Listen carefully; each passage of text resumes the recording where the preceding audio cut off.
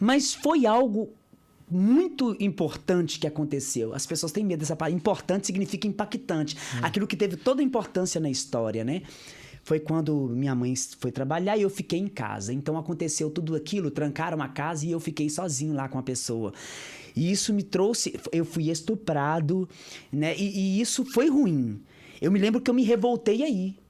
Eu me revoltei tanto que eu comecei a usar maconha. Aí eu comecei a achar um negócio branquinho que chamava cocaína. Então eu comecei a fazer tudo isso. E para ganhar isso, o que tinha que fazer? Tinha que ter dinheiro. Então, para que ter dinheiro, né? Como que ter dinheiro? Aí uma prostituta amiga minha falou assim, vão lá fazer vida comigo. Então, engraçado que eu nunca podia falar isso. Dia 3 de novembro, minha mãe faleceu. Então eu disse, no dia que ela faleceu, mãe, agora eu estou preparado para falar as coisas que a senhora não suportaria escutar. Porque minha mãe não suportaria escutar isso. Ela jamais suportaria escutar que o filho dela estava lá se prostituindo, entrando numa carreta hoje. Olha eu chorando aqui, olha. Entrando numa carreta hoje, saindo de uma carreta amanhã, pegando um homem casado hoje, pegando um homem casado da manhã. Então minha vida foi assim, ela foi construída na emoção, porque a sexualidade ela mexe com a sua emoção. Ela mexe. Sabe? E quando você vicia, eu lembro que eu cheirava pó e eu ficava só na prostituição. Eu queria sexo, eu queria muito sexo. Então aquilo foi me prejudicando, eu fui me tornando escravo daquilo, sabe? E quando a gente não se torna, quando a gente já está na escravidão há muito tempo, como que você vai sair? Né? O que você vai arrumar? Porque foi aquilo ali,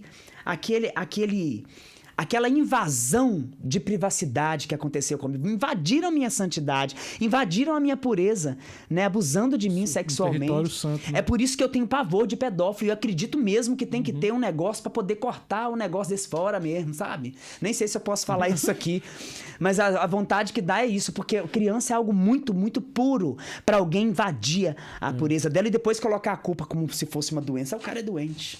Então, esse fato aí acabou trazendo desejo pra você acabar, consequentemente... Na verdade, já existia um desejo quando eu era abusado sexual. Sim. Antes de eu ser abusado sexualmente, eu já olhava pros homens diferente.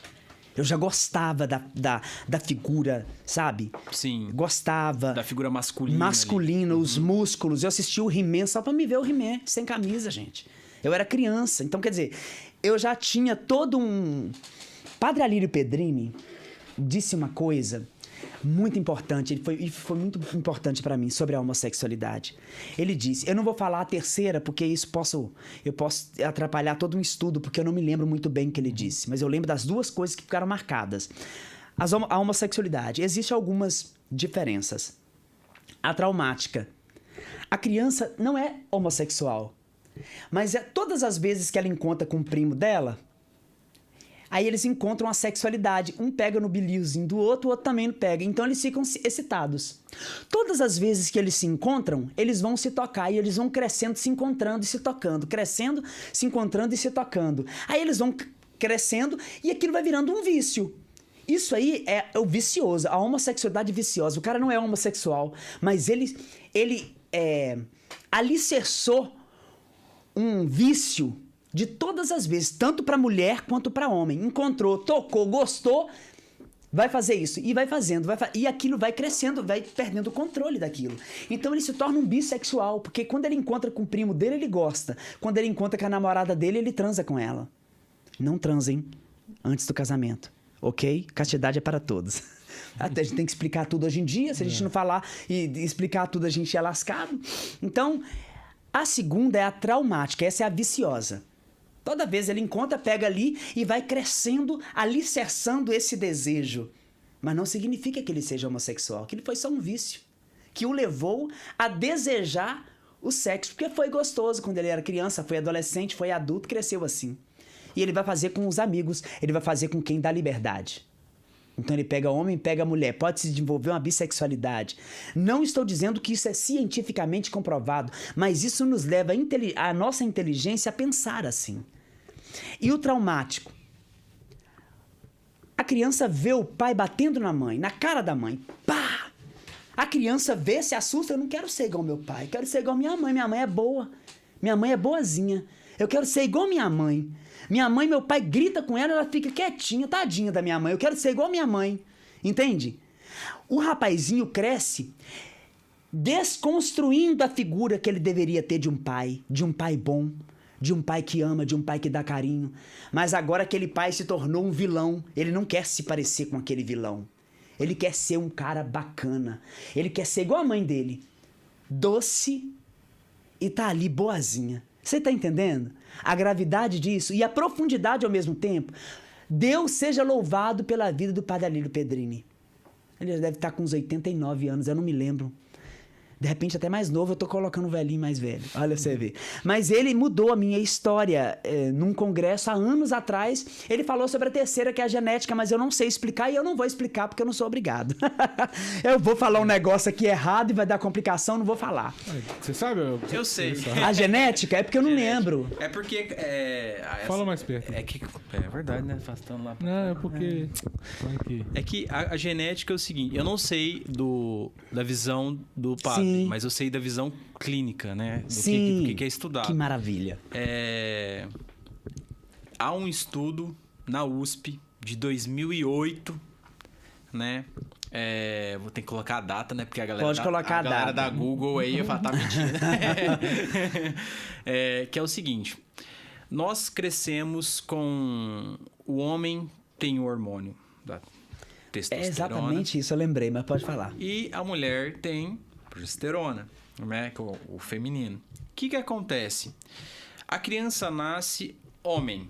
Ela nasce homem. Só que com uma desregulação do hormônio masculino. Vou falar masculino e feminino, que a palavra às vezes a pessoa não consegue identificar. O hormônio masculino abaixo e o feminino um pouquinho mais elevado. Sim. O que acaba acontecendo? Essa criança, ela nasce e ela acaba tendo traços mais femininos. Voz mais afeminada. Uma tendência a ser mais carinhosa. E o que acaba acontecendo? Aí a gente vai com um traço social. Quando a criança ela tem um maior contato com a mãe, e ela é mais difícil desapegar da mãe. E aí pensa no seguinte, essa criança ela já tem o hormônio feminino mais elevado. E ela tá com a mãe. Então, gera a questão endócrina, que é a questão dos hormônios, e a social, a psicológica, né? E o que se deve fazer nesses casos? E aí é onde que acaba acontecendo um grande problema hoje no Brasil, que normalmente o pai, né, ou a mãe ali, esse moleque não vira homem, não sei o quê. E aí ele não quer levar a criança num endócrino. E o que acaba acontecendo com essa criança? O hormônio tá maior, o feminino tá maior, ela é homem, ela é masculina. Isso é ambos, tá, gente? Isso é tanto feminino quanto masculino. E tem que ser levado a um endócrino para fazer a regulação de hormônios, né? E aí a criança não é levada e aí a criança acaba tendo traços femininos e aí acaba indo para homossexualidade. Só que não é... Realmente ela nasceu com um desvio hormonal. Sim. Né? E era possível ter corrigido. Porque eles não são gays. Quantos irmãos homens são? Clemar, Gilvan, Rodrigo. O Rodrigo é o mais novo, mas não deixa de ser uma referência para mim. O Gilmar já falecido. Então, são 4 homens, né? Que foram referência. Fora os meus tios também. O problema maior, no meu ponto de vista, quando a gente diz assim, eu sou cristão católico, ou eu sou da igreja, o ponto mais importante para mim é como você aceita o que você é para você se curar, sabe? Porque as pessoas, o problema delas é que elas querem respostas rápidas para traumas muito enraizados lá atrás. E que eu diria... Hoje, eu não peço, Senhor, me cura da homossexualidade. Eu não peço isso. Você vai se martirizar. Cada dia eu já sei que fui curar. Aquilo que a gente conversava hoje. A cura, não existe um machucado mais em mim. Já são muitos anos convivendo comigo mesmo e entendendo quem eu sou. E percebendo assim, olha, existem cicatrizes. Aqui é uma cicatriz que quase o povo não vai ver. Mas é uma cicatriz de alguém que roubou meu celular e ficou a unha dele aqui pra sempre. Já tem anos isso. E ficou a marca dele aqui. Isso é uma cicatriz, não tá machucado. Ficou a marca. Eu não tenho... A cruz, pra mim, não é o desespero que as pessoas ficam... mas é um absurdo viver a castidade, como aqueles comentários que a gente viu da divulgação. Mas a igreja aceita o gay até que ele viu mesmo, se não ficou... Ainda bem que você sabe, meu amigo, que é isso mesmo, a verdade. A igreja não aceita os seus lixos, a igreja te aceita limpo. A igreja não me aceita nojento, sujo, não. Tem o chuveiro da graça que vai me lavar. Por exemplo, quando aquela hemorraíça, né, ela vai tocar em Jesus, antes de tocar, ela pensa, se ao menos eu tocar nas vestes dele, eu serei curada. Por quê? Ela sabe que ela não podia tocar nele. Porque na cabeça dela, se eu tocar nele, ele fica sujo. Porque ela não podia tocar em ninguém. Se ela sentasse nessa cadeira que eu estou e levantasse, eu sentasse, eu seria impuro. Então, olha que mulher inteligente e fina, gente. Se eu ao menos tocar na veste, na sua orla, eu serei curada. Aí ela toca, ele fala, alguma força saiu de mim. O que ele quis dizer é, ei, trouxa, quando você me toca, não sou eu que fico suja, é você que fica limpa.